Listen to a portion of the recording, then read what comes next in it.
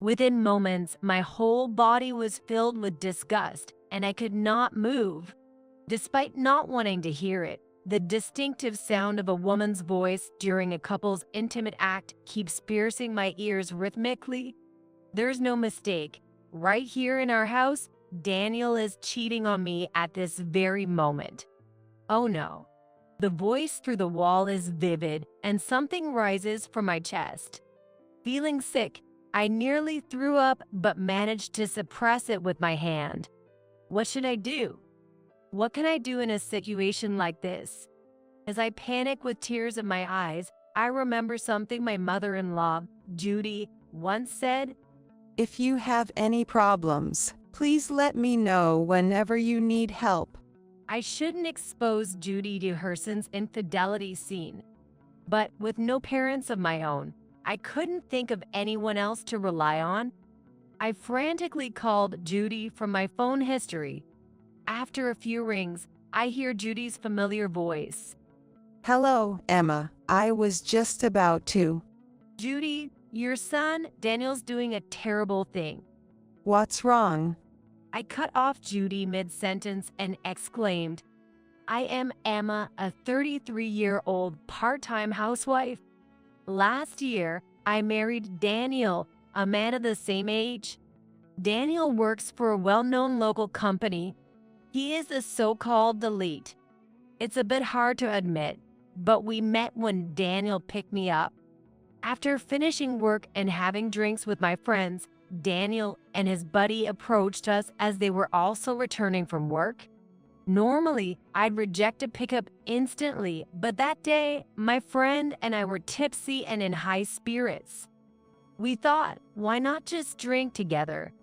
Thanks to the alcohol, Daniel and I hit it off and ended up exchanging contact details. From the next day, when Daniel contacted me, things progressed smoothly and we were regularly dating. He has a high income, a good conversationalist, and not a bad figure. Also, he's experienced with women and his demeanor is always suave. I wondered why such a man was still single at 33. In the countryside here, most people marry in their 20s.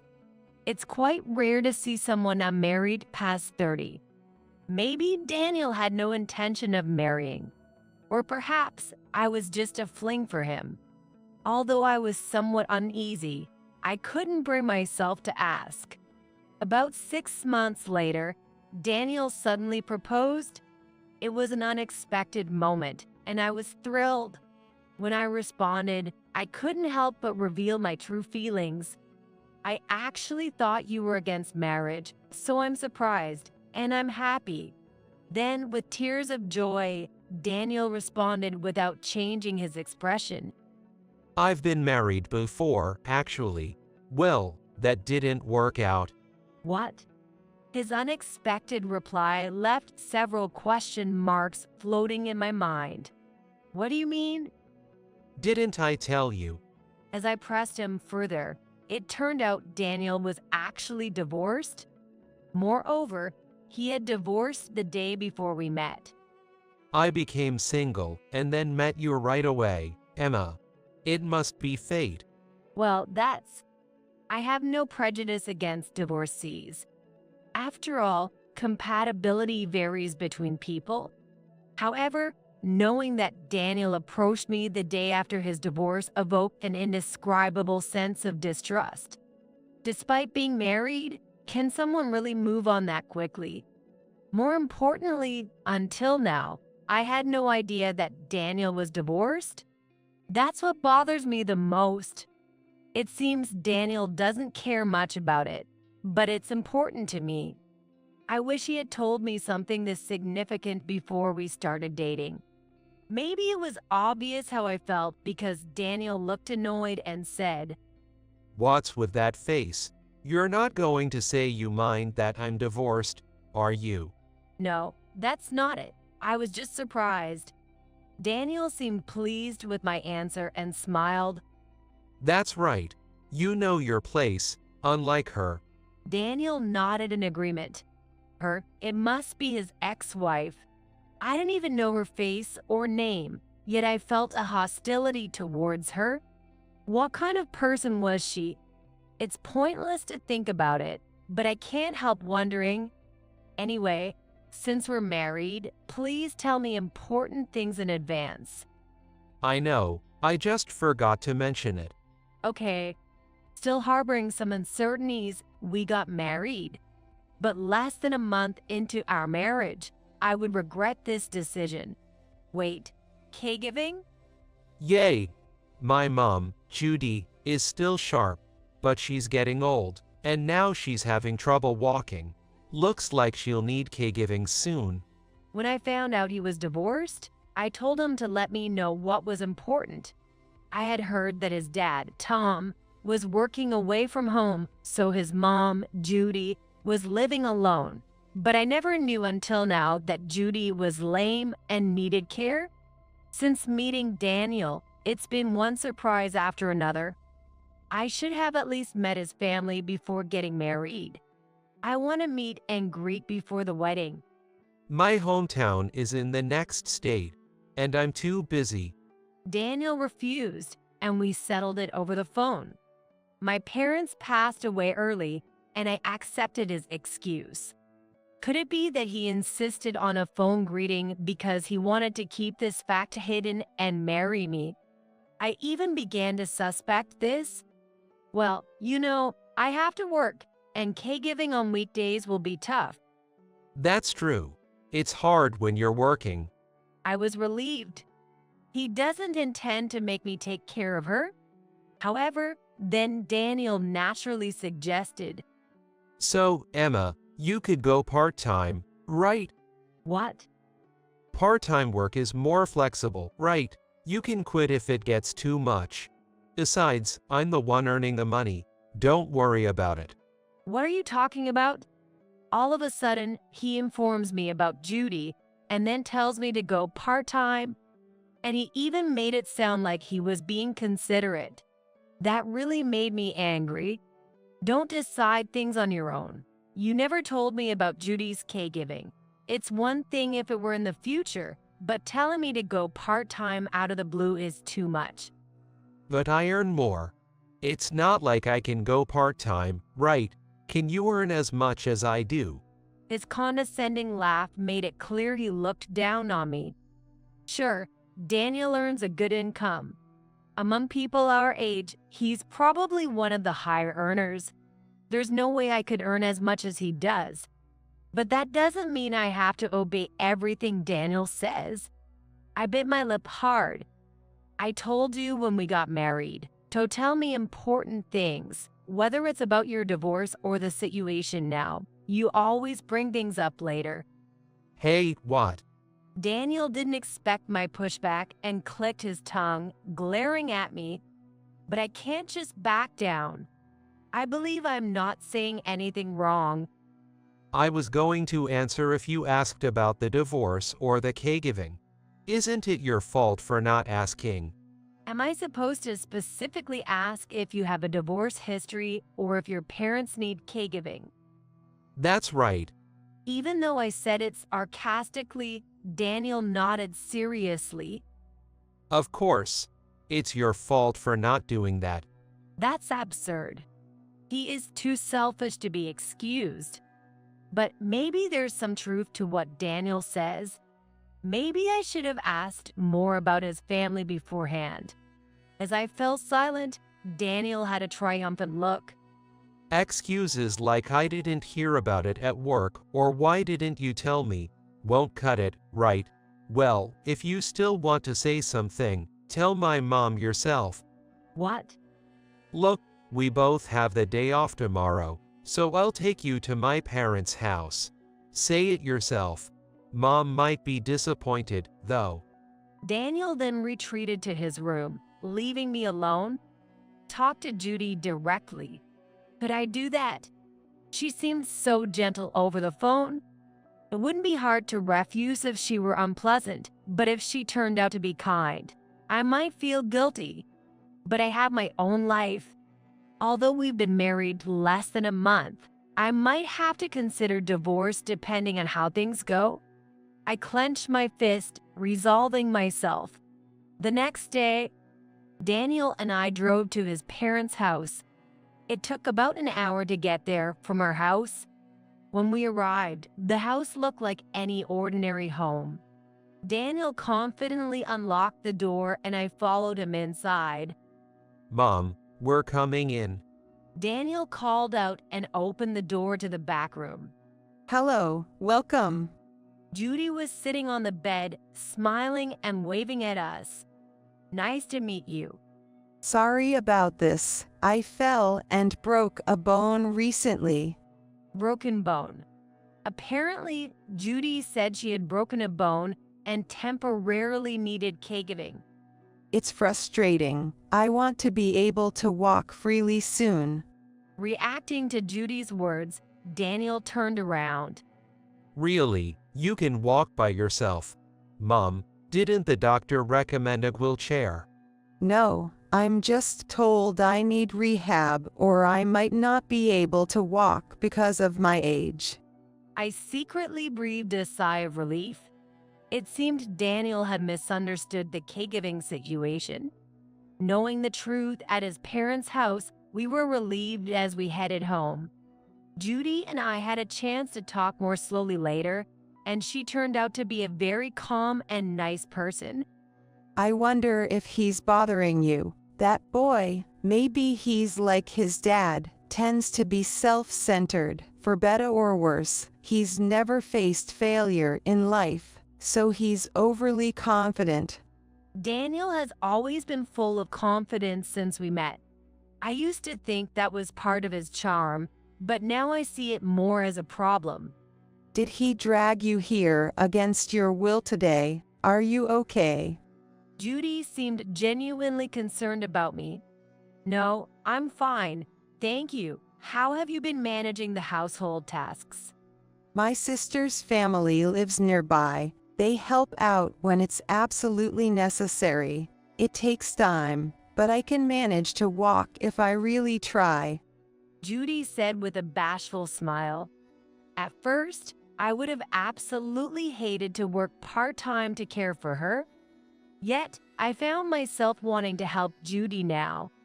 I talked to my workplace and switched to part-time.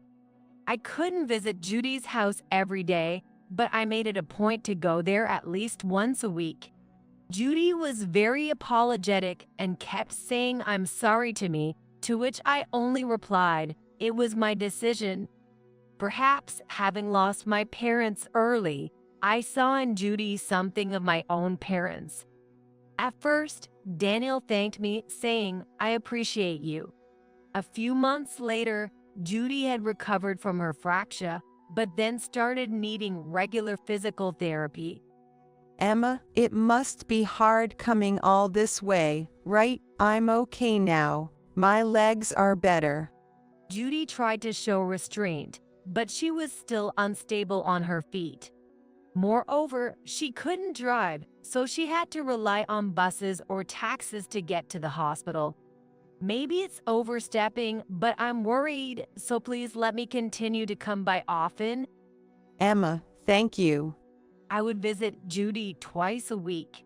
During that time, I would prepare meals in advance and leave them in the fridge for Daniel, instructing him to heat them up himself if I came home late. You're with my mom again. I would have preferred a fresh oatmeal today. I'll try to come back early. Daniel would sometimes complain, but that was all I could say. After a few months, Judy's rehabilitation went well, and she was able to walk again on her own. By then, I had grown close to Judy's sister's family, who lived nearby, and we all rejoiced in her recovery. It's all thanks to you, Emma. If you have any problems, please let me know whenever you need help. Thank you. I'll visit again. Daniel really got himself an amazing wife. Judy's sister praised me so much it was almost embarrassing. Maybe I had let my guard down because Judy's rehabilitation was over. One day at work, I suddenly felt a terrible dizziness. The room seemed to warp, and my head spun. Ideally, I would have liked to hold on until the end of my shift, but it seemed impossible to endure. After talking to my boss, I decided to leave early. I needed to lie down as soon as possible. I managed to get home in a daze. Then I opened the front door and walked in. That's when my eyes widened. There was a woman's bag in the living room that I had never seen before. The word affair flashed through my mind. Who's the woman? I walked through the living room and down a corridor. Then I heard a noise from the back bedroom. As I tiptoed closer to the door, I didn't even need to open it. I instantly knew what was happening in the next room. Within moments, my whole body was filled with disgust, and I could not move. Despite not wanting to hear it, the distinct sounds of a man and a woman in an intimate act regularly reached my ears. Undoubtedly, Daniel was cheating on me right here in our house at this very moment. Oh no. The voice through the wall is so vivid, something rises up in my chest. Combined with feeling sick, I nearly threw up but managed to suppress it with my hand. What should I do? What can I do in a situation like this? As I start to panic with tears in my eyes, I suddenly remember Judy's words. If you have any problems, please let me know whenever you need help. I shouldn't show her that the scene is her son's affair. But with no parents of my own, I couldn't think of anyone else to rely on. I somehow make it back to the entryway. Trembling, I pull out my smartphone and frantically call Judy from my call history. After a few rings, I hear Judy's familiar voice. Hello, Emma. I was just... Judy, your son, Daniel's doing a terrible thing. What's wrong? I cut off Judy mid-sentence and shouted. Then, while breaking up a bit, I somehow explained the situation. Judy seems to be trying to calm me down, nodding kindly over the phone. What an idiot son. After I finished telling her everything, I could hear Judy sighing deeply on the other end. Judy, I called you like this all of a sudden. I just don't know what to do. It's okay, Emma. I'm coming over right now. Please wait for me. Yes. I hung up the phone feeling a bit calmer. Probably because I was able to talk to Judy. She said she's coming right away, but Judy can't drive. And even if someone from Judy's sister's family drives her, it would take about an hour from their house. I don't know how long Daniel and his affair partner will be in the house. There's no guarantee they'll wait for Judy's arrival. And even if they do stay until she arrives, by then everything might be over and they might act as if nothing happened. If it was just tea at home, they might say, and that would be the end of it. Without evidence, they could easily talk their way out of it. Then I need to get evidence now. They're in the middle of the act right now. They wouldn't dream I'd come home early from my part-time job. Caught off guard, it should be easy to gather evidence. Okay, let's do this. I take a couple of deep breaths and then head back towards the living room. Just like before, I approach the bedroom door, and the vivid voices are audible. Maybe because I'm mentally prepared now, I feel disgusted and uncomfortable, but not as shaken as before. I carefully start the recording on my smartphone. The loud voice of the affair partner should ensure the recording goes well. But this alone might be weak as evidence of the affair. If given the choice, I want more solid evidence. Should I open the door quietly? No, that would definitely alert them. If they notice, it's over. The risk is too high. As I ponder what to do, my eyes catch Daniel's smartphone left carelessly on the living room table. It was Daniel's smartphone. This is a good chance. I quietly picked it up without making a sound. The password is, oh, of course. Daniel often didn't lock his phone at home because he found entering the password too bothersome. As expected, it wasn't locked right now. Does he ever imagine I'd look through his phone? Since he hadn't even locked his phone, it seemed he never suspected I doubt him about anything as serious as an affair. Could it really be that despite having an affair, his smartphone is left so unprotected? Is this supposed to be a sign of trust? Or does he think I'd never find out? What Daniel is thinking, I don't know. But now I can look inside his phone. I feel a bit guilty, but just a quick check. I looked through the messages and call history, and there they were, all listed under the name Olivia.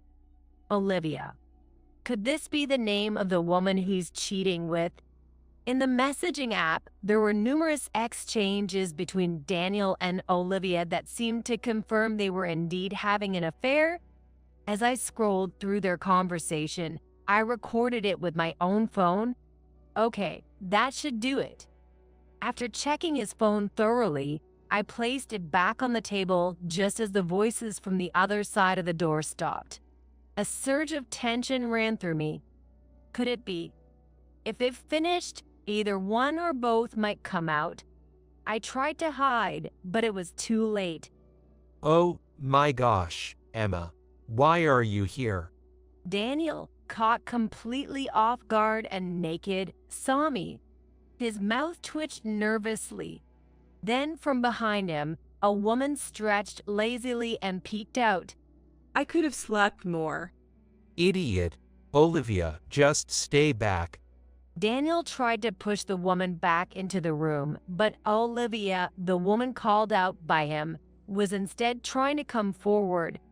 What's up, Daniel? Go to the bathroom quickly. I need to go, too. As she spoke in a flirtatious tone, Olivia looked at me and exclaimed, "Hoops." Whoa, is that your wife? May I ask who you are? Ignoring her question, I asked coldly, and Olivia smirked slyly. I'm Daniel's ex-wife, Olivia. Unabashedly in her underwear, Olivia didn't seem embarrassed at all. Even though she must have guessed I was Daniel's wife, she looked at me defiantly, as if issuing a challenge. Is this Daniel's ex-wife? Glancing at Daniel, he was only in his underwear, head bowed. Olivia, stop it. Don't make things more complicated. Oh, and Emma, wait. There's an explanation for this. It's not what it looks like. An explanation for coming out of the same room completely naked with your ex-wife during your work hours? Well, that's, Daniel just darted his eyes around. What's wrong? Let's hear it. It's not cheating, right? There's a legitimate reason, isn't there? well, legitimate. That stuff. As Daniel faltered, Olivia raised her voice from behind him. Your wife is terrifying. Why not? It's an affair. No way. That's not okay. Is she really admitting to it just like that? As I grimaced in disgust, Olivia laughed as if she was having fun. Just think about it. It's not serious, right? If it's just an affair, he'll come back to you eventually. That's good, right? In other words, she was saying he could cheat all he wants, but in the end, he would safely return to his wife? That's just disgusting, infuriating, and not okay at all. Disgusting. Olivia tilted her head, posing as if puzzled. She looked older than us, but I wondered how old she really was. It's disgusting. Even now, hearing your voices made me feel like vomiting. Seriously, Emma, you've been back for that long. Why didn't you say something? That's sneaky. Unfair. In a panic and visibly upset, Daniel was flustered. Both of them lacked common sense. But unlike Olivia, who was defiant, Daniel seemed to be aware that he was doing something terribly wrong. His mouth moved frantically as if searching for some excuse or something to contradict me, though there was no such thing to be found. Having an affair right in our own home was beyond senseless. Moreover, I hadn't even received an apology despite catching them in the act. There was only one path left for me to choose. Please, let's get a divorce. What? Why? Why do you think we shouldn't get a divorce? I can't take this anymore. Please spare me. As I sighed, Daniel glared at me fiercely. What's that supposed to mean, coming from a mere part-time housewife? Who do you think allows you to live so comfortably? In a frenzy, Daniel raised his arm high. This is bad. It's going to hit me. I braced for the impact, but before it could happen, the living room door burst open. It was Judy and her sister's family. Daniel, what are you doing? Tell me now, you idiot son. Oh my God. No way. Daniel let out a small scream and fell on his butt. Mom, why are you and Auntie Mary here? We heard you were acting like a monkey in heat at home. Oh, how shameful. Judy's sister, Mary, yelled, and her daughter and son nodded in agreement. Daniel turned pale at the sight of Auntie Mary, his forehead breaking out in a cold sweat. He was visibly shaken. While sitting on the floor, he tried to escape from Mary, but she had a firm grip on the back of his neck. You've always had terrible ways with women. Auntie Mary, I'm sorry. Please forgive me. Daniel, usually so arrogant and confident, suddenly shrunk down like a pill bug in front of Mary. Even Olivia seemed scared. Was Mary that frightening? Indeed, Mary was very straightforward, but in the months we had interacted, I never found her scary. I watched, puzzled, until the reason became clear. I'll tell my husband about this. You better start looking for another job soon. At Mary's words, Daniel's complexion changed. What? Auntie Mary, please wait. I beg you. His face turned even paler as he panicked. For some reason, in front of Mary, he began to kneel and bow deeply. That place is my true calling. Please, give me a break. What in the world was happening? As I watched Daniel tearfully, Judy, who had quietly come to stand beside me, whispered in my ear, Actually, Mary's husband is the president of Daniel's company. "Really?" I exclaimed, my voice cracking in surprise. Turns out, Daniel, who had always been so confident, had gotten his job through connections. He's good at making an impression, but he's not very smart. He barely graduated from college and couldn't secure a job offer from any other company. It seems that Judy's brother-in-law pulled some strings to help him out. Despite all his bragging about his high income, it was shocking to learn he had landed his job through connections. As I was still reeling from the shock, Daniel staggered over to me and said, Emma, this is serious. Auntie Mary won't forgive me. "Well, that sounds like you reap what you sow." If this keeps up, best case, I get demoted. Worst case, I get fired. At my age, if I get fired, I won't be able to get into a decent company again. More than his age, it seemed to be Daniel's skills and character that were important. However, I just listened quietly to what Daniel had to say. So, I have a proposal. A proposal? When I asked him to clarify, Daniel nodded, satisfied. Somehow, Auntie Mary really likes you. I mean, you could just ask her to let me keep my job.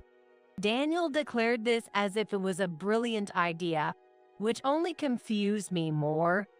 Why should I? Couples are supposed to support each other, right? Don't worry. I'll look for other jobs too. I'll find something soon. No, that's not the point.